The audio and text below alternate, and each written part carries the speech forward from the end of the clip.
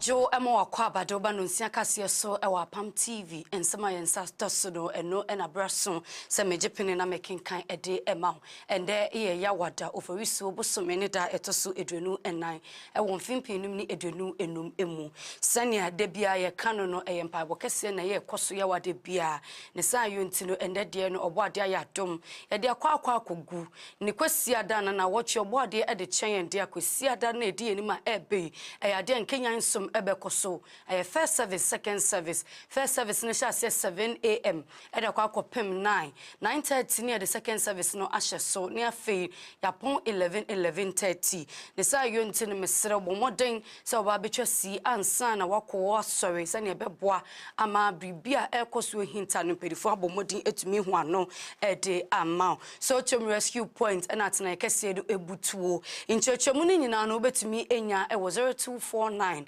66993 0249 66993 and 0540 378282 0540 378282 yenshen samwa ebedi kase mu akotene eko was wono ahye wono afo fida no ase wono enya eye mfinu eduenum 50 years eno nam so wono ahye ho fa enitimpenifo ahodo no akasa de nyoma bebre no atu edwa na ye besan so akwa ho wakase nu emu no ECOWAS na emu no ora Samuel okudeto ablakwa abomodin de nsem bi atu edwa se etwa safata se impenifo tumi hyesa afado esanse wono abre yie papa eni nti ehu hia se wode sa adwumedie do ehyehyɛ so ye besan so akoso afo ono ehye eye Foreign Affairs no eso enu ora Samuel okudeto ablakwa openino akasa ede afa passport ensensem no ehu okyeremu say wode nyoma egu na kwan so se ne ebeboa ma passport no wode sim cards awodro no asanso edi dwuma ewo mu yeyini ensam awodro edi hye editie ena semufo bomodin aso no so krogen ede ama me say na ama Fordjour menje penny na mbekenkan emfa emmaw ye beda ne ye ho akwa abaye ba ensem no medomu esuko ede amamu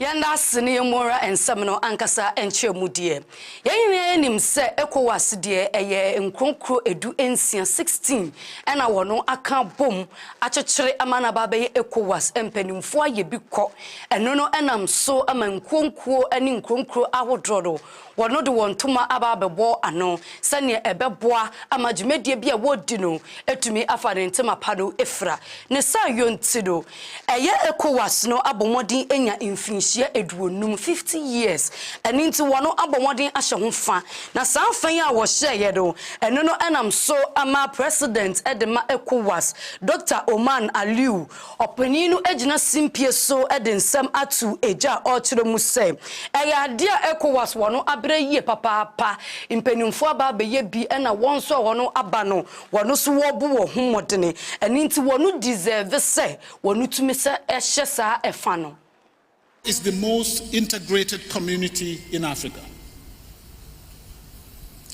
In a recent interview, Alhaji Aliko Dangote lamented that he required visa for over 30 African countries.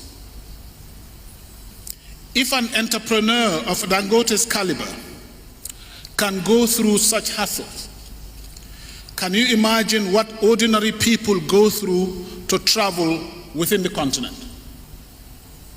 Thank God, no ECOWAS member state is among the countries that require Mr. Dangote to have a visa. This is because ECOWAS has adopted a free movement protocol that gives each ECOWAS citizen the right to visa-free movement, the right to residence, and the right to establishment across the region. These freedoms make the ECOWAS community the most integrated regional economic community on the continent. This, Excellencies, ladies and gentlemen, is a good reason to celebrate. ECOWAS has an effective trade liberalization scheme. The ECOWAS trade liberalization scheme is ECOWAS's preferential trade arrangement. Since the inception of the trade liberalization scheme, more than 15,000 companies have been registered under the scheme and benefit from the preferential treatment within ECOWAS for more than 50,000 products. The Interconnected System for the Management of Goods in Transit, SIGMAT, has been launched to connect national customs offices in the ECOWAS region to facilitate the regional transit trade and increase the pace and ease of international trade. Yada so ginemu ewo ECOWAS wono afo fida wono enya wono abomodin ahye ho fa eno enam so ama empedimfo etitiru ne anintin abomodin bepie mu ewo dwumedie no ase eno emnam so ama panin kwanchefo a ono eye Foreign Affairs Minister eni Ora Samuel okudeto ablakwa ono so gina simpie so edensem atu eja ochire mu say ECOWAS wono abo homodin ye papa senya medi nkankan ya mpenimfo aye bi no wonso wo ba be ye bi na wono mpuntu nneoma wono aye ewo mu no ebi eye wo hye ya mamre ene ya manne afi asumje ni kebi ma min kebi ni mpuntu ya de wona ko wona anim ye pa eni nti wo gidi se ebeboa. We gather not only as representatives of various nations, but as proud custodians of a shared history, a common destiny, and a regional identity that has grown stronger over the last 5 decades. It was on 28 May 1975 that visionary leaders of West Africa came together in Lagos, Nigeria, to sign the Treaty of Lagos, giving birth to ECOWAS, an ambitious, people-centered regional bloc founded on the principles of unity, solidarity, cooperation, and economic integration. Your Excellencies, 50 years on, we have every reason to celebrate. ECOWAS has evolved from a modest economic cooperation framework into a dynamic, multifaceted regional community, championing not only economic integration, but also peace, security, democracy, and social development. From promoting intra-regional trade and cross-border infrastructure projects to deploying peacekeeping missions in moments of crisis and facilitating the free movement of our people, ECOWAS has made remarkable strides in advancing the collective aspirations of West Africans. This 50th anniversary milestone offers us an opportunity to reflect on the challenges we have overcome, the progress we have made. Free sansam no esona fi yenko eye asoya wono ehye passport jumedi ensem eso ora samoku de to asanso ejina simpie so edensam atu eja ochire mu se aban no ede nioma hodo etoto na kwanso sane ebebo mo ofeosu obosom ne de etoso edonu enwoche meche epu busumi aye womu no wode nioma etoto na kwanso sane ebebo ma passport jumedi a wono edi no wode sim card ana chips awodo ebe fode ho. 5 reforms that we are rolling out on the 28th of April 2025, which is Monday, the Monday ahead of us. And these are the 5 reforms. 1, we are switching from biometric to chip-embedded passports. 2, we are introducing 24-hour passport operations in line with President Mohammed's 24-hour economy policy. 3, we are introducing passport delivery services through courier to enhance convenience. 4, we are introducing e-tracking services for citizens to effectively monitor the entire passport application and delivery process. And 5, we are reducing passport application fees by 30%.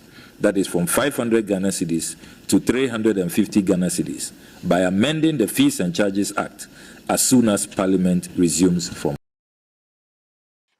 National security na osanso eyeswafo ora Albert Kendapa openino edensem atu eja ode adesrede na atu Ghana Mampenis Excellency ora John Dramani Mahamenum se enkronkuma adantem ene akese se empembebre no wono kaka wonsase na wono tumi kuchiri suku dan bi disi wo ayaresabia ananiema hodo ni mpuntunduma eya won onsori waka no omwo omo se ne ombetumi ewie ni ntem ede amaho. Currently working on the second phase of the Bonsu University.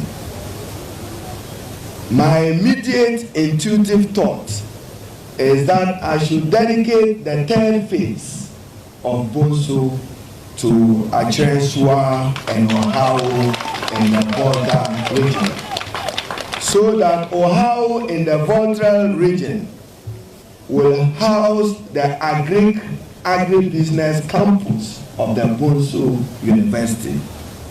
Then Achenswa will house the satellite campus, which will be referred to as the Institute of Green and Sustainable Science and Technology campus of that university. Sa shiemu ye shiemu ye be chrese e chirisu amai Yenni ni se bibi wo hɔ a yebetimi aka se yentimi nye. Yenim se ye kase yebeyo a yebeyo. Da o ana nananom.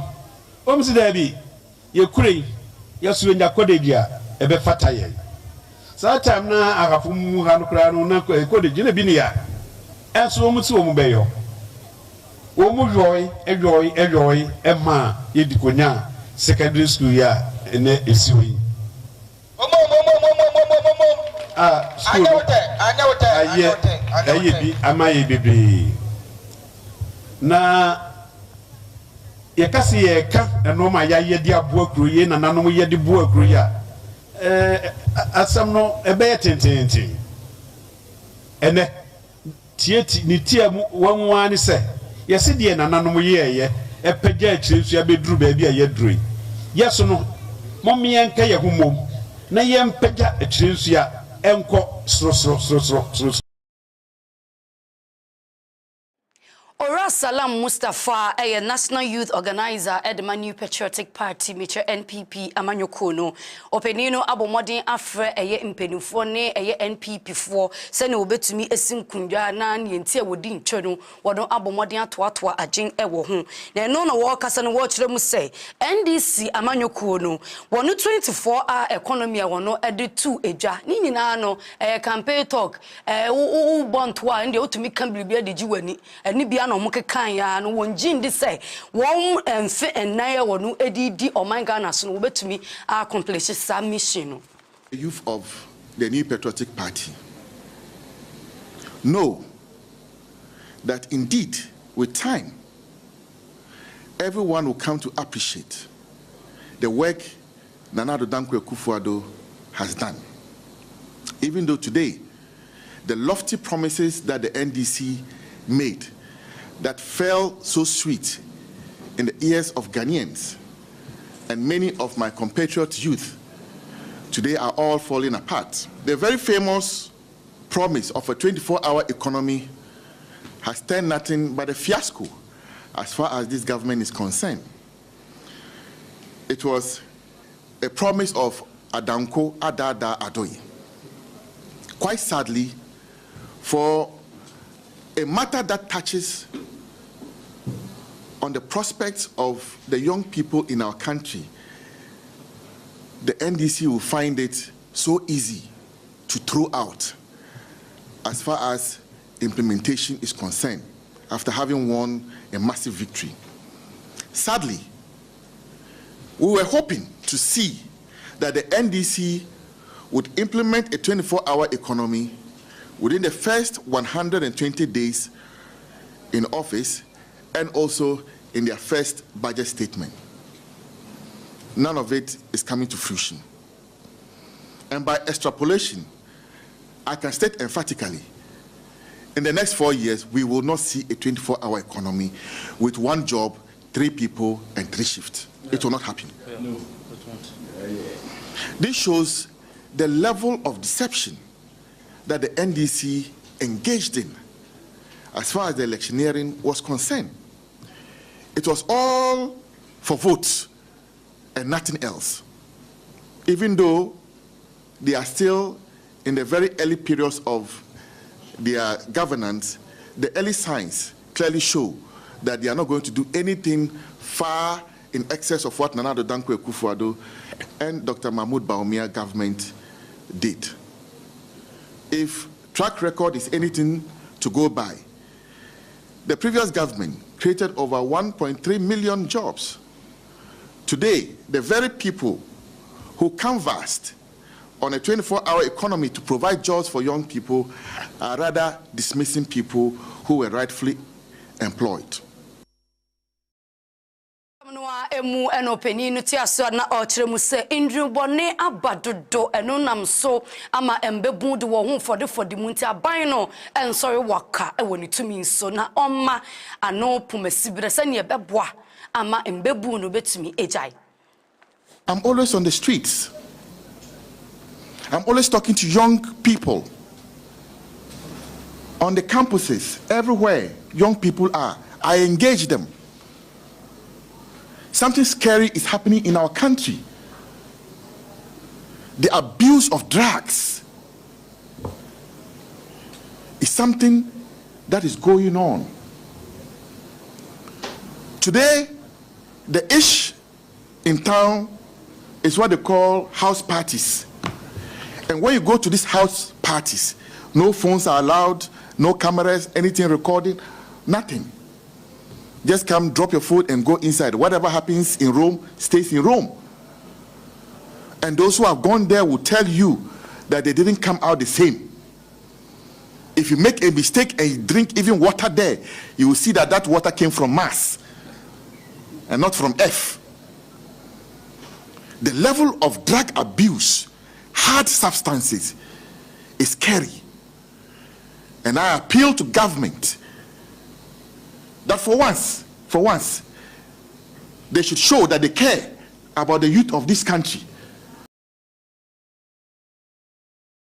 Frisa and Samino Esona Fe and Fayeni and Chimu Asante Mante Mahim Kukumase, Naswafo no ewo Dr. Frank Amwakwahene, Opedino so dear dear any insembi atu eja, Wabrana, what did you media be associated so Nebosha Koshaye, Ewo Kumasa Central Prison, and say Obeboa, na a Kebia no a dinner maybe a encosono, but your chibi, Sanya Bebwama, who it's me I ain't high wrong.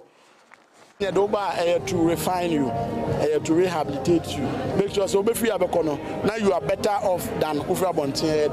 And as part of Ashanti Festival, they decided to say, Yamra had ever held team Nimra, put the spotlight on Omusu needs, name one team of former bomb, and to Mobile or much son. We will call on the public, especially carpentry for our pairs or partner with prisons, no come around. Prison commander, Obama opportunity, no Matnas, no Macasa, or more workforce, and a manpower, no media, no sweat media, at media, Abua, or more into batik. Die and die, any entire Apam, any even works, any day Hunina, or more Nipa mobile 18 years and the money in Arabia.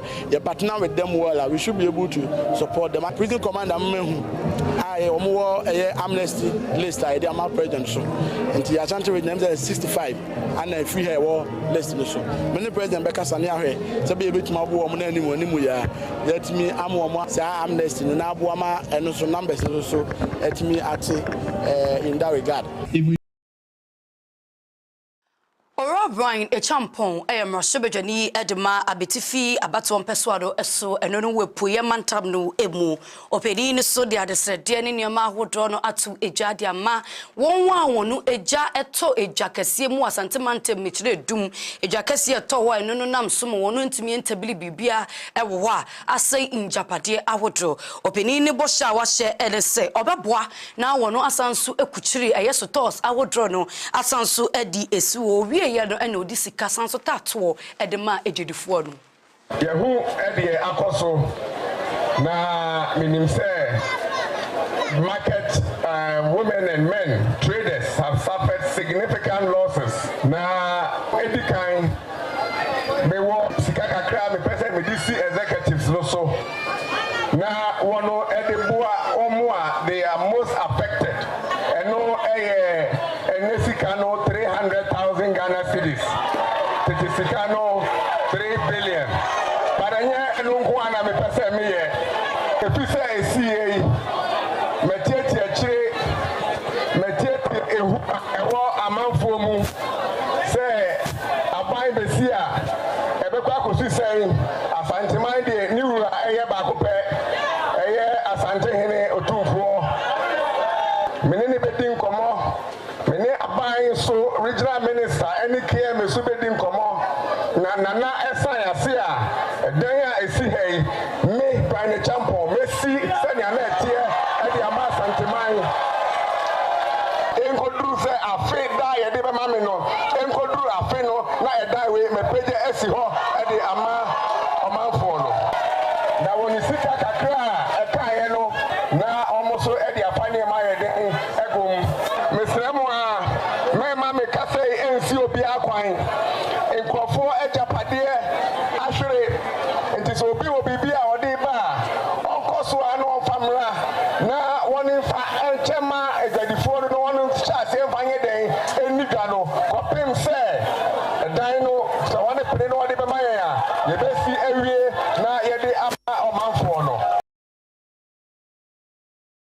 Yebejina ora Brian ni champion ensem no so ya je abofo nkratoa abatiewa ensem nya ka no enedoso.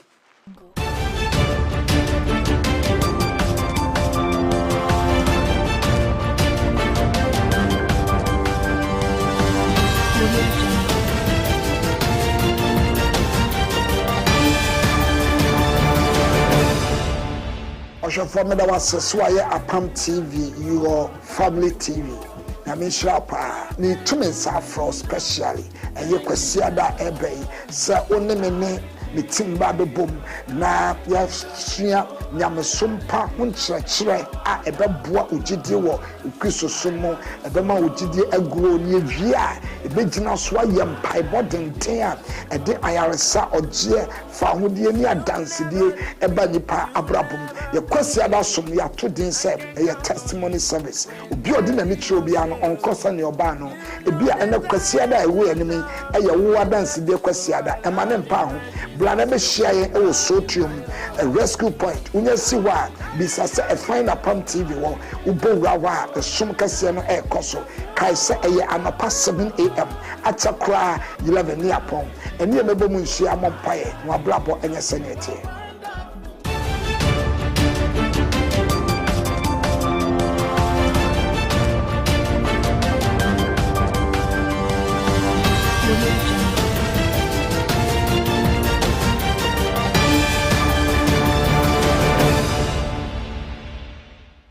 Ghana de shimamba yenda wasese okan ye ho ma ye ho me kase no so yetoa ensem no so ede amawdia na ye kwa kopie mu e wo northern region ye kopie mu e wo hode a Tamale Teaching Hospital anaya sabia e wo hodo e ya dia Ghana mampeni His Excellency Ora John Dramani Mahama waji e ye peni kwanchefo odaya sabia no anno waji ni dibredu edi efri ni nsem oye Dr. Adam Atiku na nini na ense soafo no ene sha pomudi eso ora kwabna minta akando ebo modin bonan ekosra eya sabia no okoye no enohu ni se sabi ejanan bia ewa sabia hodo yatum ena afi obi a ode ne hu nipa bi aba sabia oba beji ayare hyedo ya nhye ne ntem ama nipa na to nananum ewo ensie do ne san yonti no openinu ebu ekofuye ema nsem bebrenu a ne bobo free sa ensem no eho eno enenam so ama Ghana mampeni age openini dibie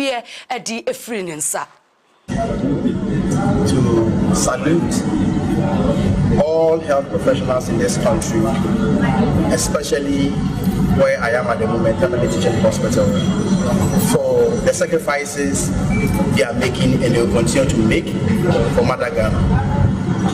I'm the first person to admit that they are not working under the ideal situations, and we don't have the ideal situations yet. But what I must say is that irrespective of the conditions under which we are working, let us try as much as possible to give our best. Let us try to communicate well, have the patience to communicate well with our clients. Let us respect them. Let us value every life so that it will not be misconstrued, and I use this word adversity, as though we don't value lives. There's one thing I don't understand, and I've still not understood. Where government will provide equipment for health facilities in this country, the equipment are run when they develop faults. We are expecting government to either replace it or maintain it. There will be a new government policy directive where a special escrow account will be created for all our equipment, so that we'll use that particular fund to replace or to maintain our equipment. Wasansemia ekoso ewo ora kwabena minta akando ena afe no Dr. Adams Atiko entemno eno no enam so ama eye soafo no bomodin bisa Dr. Nini Nsemfue bi na wo hye senia na soafo no ne ekoso ntine nam so ama ne buafu ne no kokko eni ntine wentie nia na openi no eka ensem sei ena ekoso Events available at the emergency. And then this wouldn't have even happened because we could have intubated the patient here without needing I said what I'm going to say, I said it when I went up there at the ICU. You know, how you handle patients, even if the unfortunate happens, it gives them some kind of comfort. Okay, if the patient is brought and you are looking for a certain approach and you've not gotten it, communicate to them. And then not to come in. But you see, if that communication wasn't done, whoever is making a case out of it wouldn't have even known. Because we make it a point. Before we intubate the patient, the family must be informed that this is the next step that is needed. So there's no way somebody would have said that appropriate counseling wasn't done.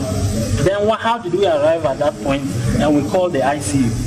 So that communication has been done. I don't know what is making the issue blow out of proportion, but there's no circumstance under which a patient will come, need intubation. Intubation, you need consent before you intubate. So there's no way we wouldn't have communicated with the patient really. That was done.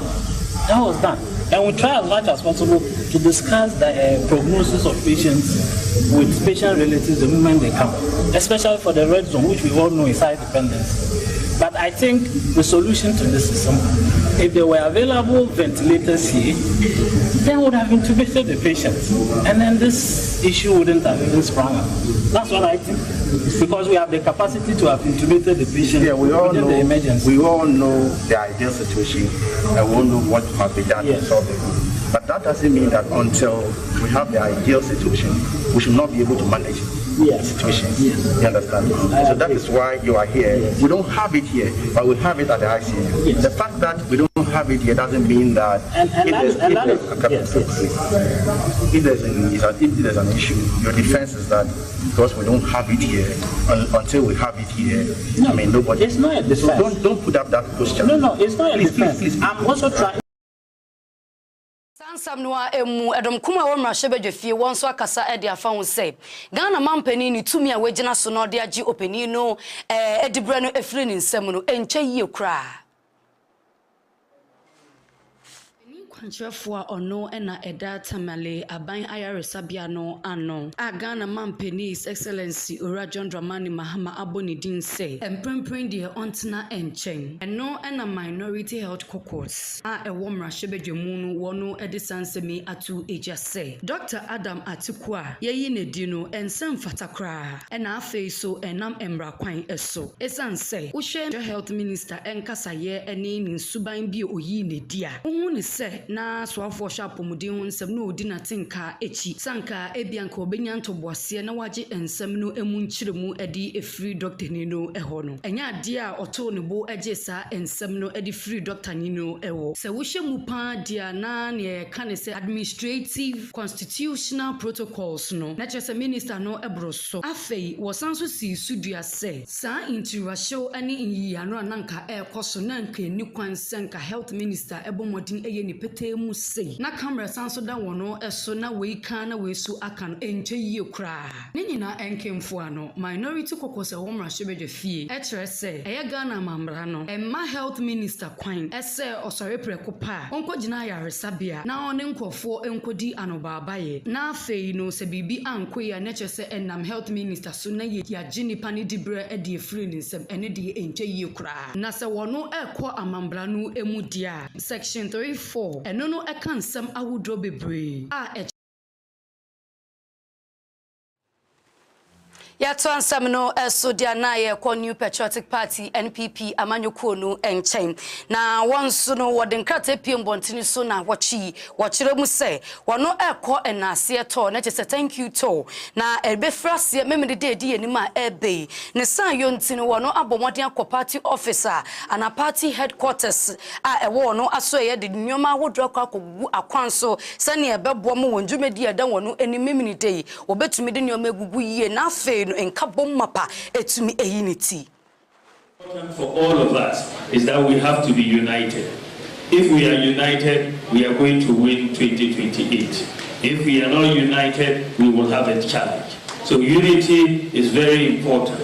And because I want us to be united, this is why I am departing from the normal thank you tour that we have held. Normally, whether it's Idugwani, whether it's Kufuor, whether it's Akufo-Addo, the presidential candidate has just basically gone ahead and done a thank you tour. We are doing it differently this time because I want unity. And that is why I've said that I want to go with the party and also to invite my former contestants, the aspirants who contested me for the primaries. They should come and we'll all go and do the thank you for the country. Dr. Parkwesi akasa ede afafo megudia enfambra kwan eso ankofo afakoti kwanso na wonu etu nyanse yen na yenim sei fo megudia enfambra kwan eso a protocol semeka galamse no eyade eje ne ho mena yie papa eno enam so ma wokọ yensuru akwaya yendidi nkomu no eho enam penimfo bi ana nkofo bi wodo afa kwan foforo so na wonu edididim esei ensase ne obo ade nde pa ode adom yen eno nam so am openi din sam atu egwa ochire mu se senia ye hye eye galamsen eye ko bia eye koden pa eni timpenifo mbo modern se wone de nioma pa begu akwanso senia ebebo ma yetumi ahye anaso ohawro ano yiye na emoma yenkofo kwan bia wansha eniema echa ye hu ehia no niema no sebi ye be hye se bi ye so galamsen no ano na fe niema echa ye hu ehia no na asai na emom se ye fa kwan paso a eniema echa ye hu so ebetumi ejina na so brane Elino, it was passed for a reason. Now, reasoning there, those days no or earlier or prior to 2022 now law no or passing to or coming to being no, there were already threats on the forest reserves. People were mining in forest reserves illegally. Now, only bring what other way, Ozikan. What did the president promise Ghanaians before coming to power? Or the Yakaide, President John Dramani Mahama, we know, a lot of factors came to play, including an environmentalist, some promises that he gave at us concerning what we think he should do to help control or fight galamsey and other protect the environment. And one of the promises from the environmental side is the fact that we don't agree to the mining in forest reserves, especially the haphazard mining in forest reserves and the uncontrolled mining in forest reserves. And so one can say you want to revoke it, then it's a good idea. Let's just revoke it. You see, if those times, the politics and politicians, the best thing at that time was for the president to dialogue with an environmentalist and then said, okay, this is the problem. What do we think is the way forward? Because you see, I always want to be careful saying there, no mining at all. No mining at all, whether in forest reserve or whatever, no. Mining has a lot of benefits, socioeconomic benefits. The issue is always a problem when environmental impacts no oba. That is where we have a problem. It is anka nepopemino. We are looking at mine, all right, but can we be very strict? Can we be very disciplined in ensuring mine without having negative impact on the forest? So one academic dialogue the right model to use then anka them revoke and on your issue. Yanko and Sanfufro Emua, Nangana HIV AIDS Network, a penny for Edijubedi Eshe, so na Easter Brenu Emu, and I'm penny for the Sembi 2 Eja watch room say, Yesha HIV, any AIDS in Wawane Woni Pedria, I would draw to Emua. Wano Aya Wanajen say, 2030 and I'm Fimpinum Edwa San Emuno, Wano Bepe Anupume Sibre, Nansu Imprimpen Wano Eshe US President, or Donald Trump, a year. Band and or sha or they are to USAID for so it's answer one and an uncle to me bray in draw na ye to me the sauce and your ma hodo ano nenso mpremprenya ya de tabona to one so want to me fair draw and 1 year dwuma bio no e ya de wono ebota no want to me enduru ho Pino so no se ye na ye hyem se ye gie ni saa eya na mpema grosso etumi akobemu enzi no de ye ne se ende ya ba ye bode room ye bon kaye se obia nya hwe yie esense ya HIV ya ye kono enkoye enti no yekuta yensem condoms a ye de chem amom hie bi no ye de momom afi so momom hie HIV self test kit no so no ye de momom sina ba ye mutumi aye testing no no mo hu HIV status so hwe okuna ye kuna aye okun aye okudin pa na de abaha ensisi a pa no USAID US government say on funding on programs in bio and no about affect here because a lot of the funding no yenya efi USAID and the global fund na sisi na US government ehwe no ho no e ba high adwen pa nti e be say aban say national HIV and AIDS fund no yaka ho asem sa 2016 yentumi enye sa foto no yebegina endedwumedie so yasra ban se senia omoka wo budget ni mu no omundi so saa na yenya national HIV and AIDS fund yenya sika ntu sa foto no mu yentumi fa binto nduro e ma yenua no ma amo yare no sisi ye ka say enipa more than 150,000 na eda eduro so a bosumi bia omoje mu nduro yenda ne ye hona menum so kaka na meba metia ensebe so ediama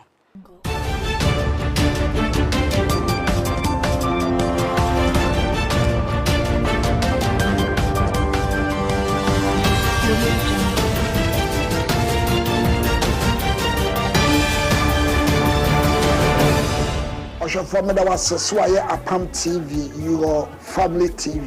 Nsroma Kaseɛbɔ ni tumensa afro specially and you kwesi da ebe sa onne me timba do bom na ya sua nyamesompa hunkyerɛkyerɛ a ɛbɛboa ogidie wɔ Kristo so mu ɛbɛma ogidie aguro ne wie a ɛbɛgyina so ayɛ mpaebɔ denten a ɛde ayaresa ɔgye fa hodie ne adansedie ɛba nipa abrabom yɛkwasi ada som yɛato din sɛ ɛyɛ testimony service obi ɔde n'ani kyerɛ obi ano ɔnkɔsa ne ɔba no ebi a ɛna kwasi ada ɛwɔ anim ɛyɛ wo adansedie kwasi ada ɛma ne mpa ho brana be share e wo sotium a rescue point unya siwa bisasa e find Apam TV wo ubowra wa Nsroma Kaseɛbɔ no e koso kai se e anapa 7 am atakra 11 ni Apam eni e mebo mu nhia mompae no abrabo enye senete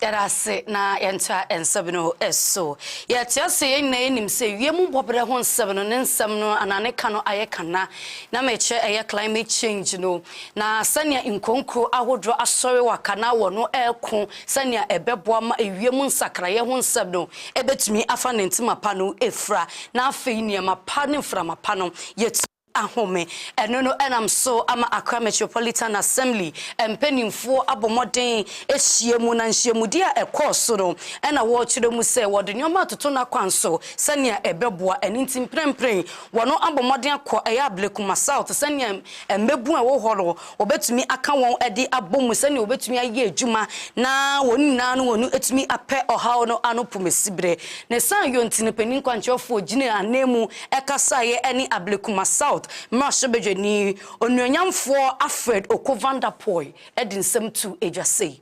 That's some Yakano, a real. Just every day, yet to me who say, Yassasino, Sissa, Sensuta, Asamaba, say we are born Asamaba. Until natural disaster, Nyama Neba. Until Nyama Esino, I was saying, yes, so I walk or man, I was saying a boy on buying.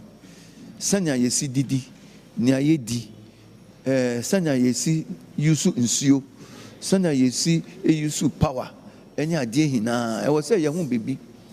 Oh, inti nyama esisa. Inti nyama esisa no I was say yenso yesisa. Say ye ira. Then ye won. For far too long no yet me say ye use waster. Na your friend ira no. Yama enum yen. Na nsuo to a any nyama na ema effect. Inti I was say ye hina ye boy ho ban say sa program ya wo mo ye a Bloomberg Foundation e di youth no ye no e wo say ye hina ye di ye ho hiem na nyama wo mo se wo mba ye no I mean exceptional a che say e di change beba na sa change no nyama ye hina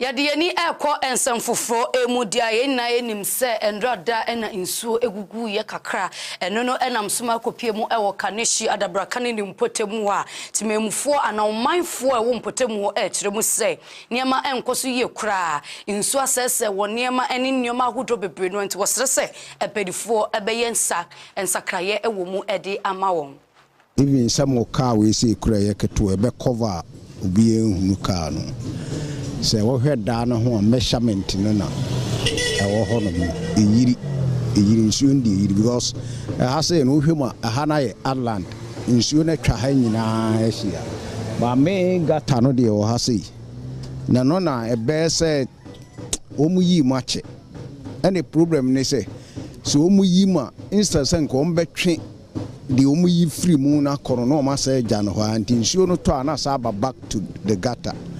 Nti hana ni nsuo to dia yo problem ha de se no se nsuo peti ne ke topa na kamudu ha e ba yi nyire dwane abanso ne kofro ne yakudina tuta wontimi kwent na edwuma kese ne won kan nyina odo na teacher po kese nyina odo na ho ne yewo o ka se ya we de ha na de ba nti bi mi a won gwa yi wo ba na be kan wo ko sade blanket bi abedada yi eno se nyine de nye won hwe ne won wa yi ne ha de ye bre papa na 95 anso yiriye ana nyame adom Lawrence started gota no ana kofo nso beto aso fiti ho no aban bi ababia obi aba o meyi mu man obi ani ho a obeyi mu biom enti se nso pitin sesia se wo ha ne nso pitin America yeyi cast free ha no anya small thing e car e boyen wo ha no sesia wo car na si o sesia no engine na sei car ra na e tweme de den a se odi ma akọ report me kra police station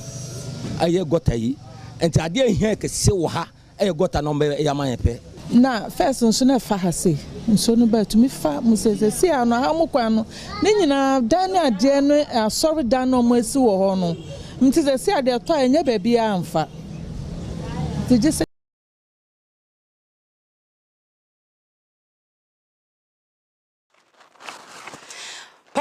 Palma Bogo penin kwanchofo ode ensem atu eja na ochire mu se ye hye eye edwode na Pope Francis eda ne nsabenkum.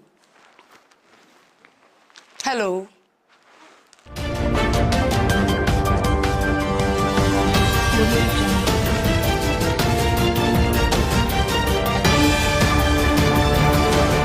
For me, that was why Apam TV, your family TV.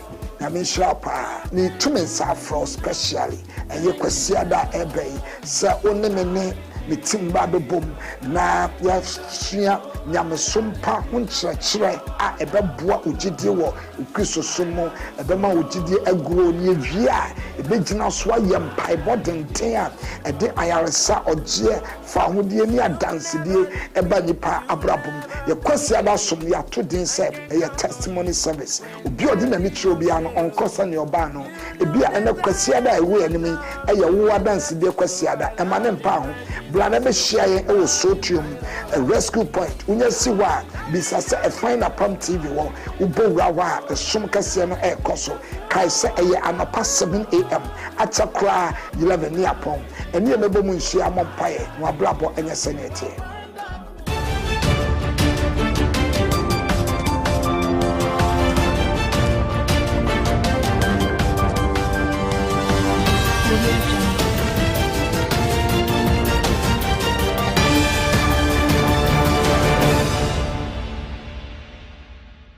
so ena ye corner Apam abogo edin sembi atu ejaye na yenim se Ejoda way and Apo Francis oka enchini edi eguye eno enam so ama impedu Fordjour some awodono atu eja watchem say Cardinal appear Texan eye penin kwanchefo a sabinani efidi wo hye mfie senia oye too dedicated etu ho ache na afe ni suku ne nwumesu senia akọ enim no wogide sese wodane ede man so onye popa ebeboa Drada ena ebeto ejwatse po Francis eye ade a wada ne nsa benkum eso na eno enenam so ama Metropolitan Archbishop Cape Coast no ono ena eye Most Reverend Charles Gabriel Palmer oka ensembi esisudua se Cardinal Apia Peter Texan e wose emprempren a eye Pope ada ne nsa benkum eso ono ebeye Pope edema Roman asafo no nchiremu opani no ediba ye nyina ene se Ghanaian Cardinal yi eye dia wasum ye papa ebano academics ho social science so a nature se wa bin ye pa enunti so kaso no ene twafata se wono edeni ye popa enka eye papa eninti Ghana fo nyina embom paye se openi betumi aba be ye pop no na ama impuntu so etumi aba oman Ghana emu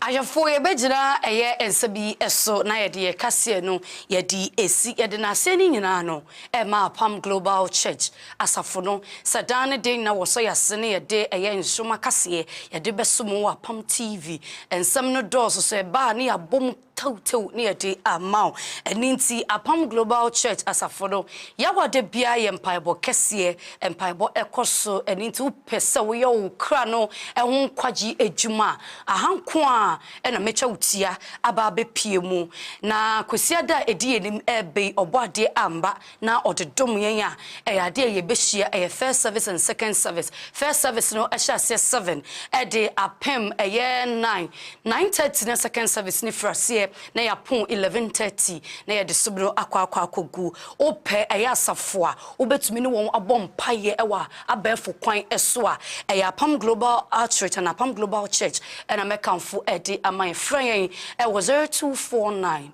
669 993 0249 669 993 and 0540 378 282 0540 378 282 na nimpedifo enchichi enkomo sami ene chinchimi eye mfidie ne mfuruma ede ema me sofo nyame bajesi ene sakase ne mu ede ma meso a meje pene na enwumre meje mbeken kan ye ede ma medin a meje so ene nana ama Fordjour me ma mo ene hye enyado